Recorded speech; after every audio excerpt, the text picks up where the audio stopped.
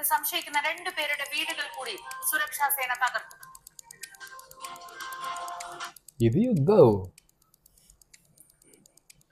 ഇത് യുദ്ധമാവാതിരിക്കാം, പക്ഷെ ഇതേപോലെ യുദ്ധം നമ്മുടെ ശരീരത്തിൽ നടക്കുന്നുണ്ടല്ലേ.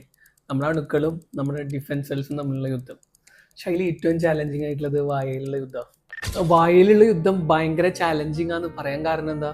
വായയിൽ അത്രയും അണുക്കളുണ്ട്. നമ്മുടെ ശരീരത്തിൽ ഏറ്റവും കൂടുതൽ അണുക്കളുള്ള ഒരു സ്ഥലം നമ്മുടെ വായയാണ്.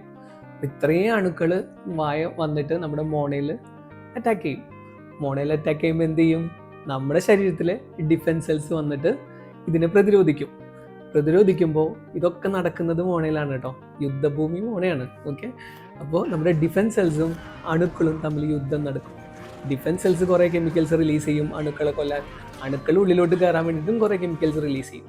പക്ഷെ നമ്മൾ ഈ യുദ്ധം നടക്കുമ്പോൾ ഏറ്റവും കൂടുതൽ അതിൻ്റെ എഫക്റ്റ് ഉണ്ടാകുന്നത് എവിടെയാണ്? ഡെഫിനറ്റ്ലി നമ്മുടെ ആ യുദ്ധഭൂമിയിലല്ലേ. ആ യുദ്ധഭൂമി നമ്മുടെ മോണയാണ്.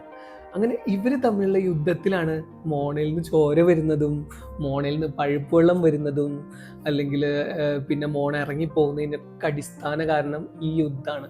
പക്ഷേ ഈ യുദ്ധത്തിനെ നമുക്കൊന്ന് ലൈറ്റർ ആക്കാൻ പറ്റും. അതിന് നമ്മൾ അണുക്കളുടെ അളവിനെ കുറയ്ക്കണം. അണുക്കളുടെ അളവ് കുറയ്ക്കണമെങ്കിൽ നമ്മൾ വായ വൃത്തിയായി സൂക്ഷിക്കണം. നന്നായി വൃത്തിയായി സൂക്ഷിച്ചാൽ നമ്മളെ വീട്ടിലത്തെ കല്ലൂട്ടം പോലെ മോണ വലിയ കുഴപ്പമില്ലാതെ നീറ്റായിട്ട് ഇരുന്നോളും. ബട്ട് അതൊരു യുദ്ധമാക്കി മാറ്റിക്കഴിഞ്ഞാൽ ഡെഫിനറ്റ്ലി നമ്മൾ എന്നായിരിക്കും അൾട്ടിമേറ്റ്ലി ലോസ് ആവുന്നത്.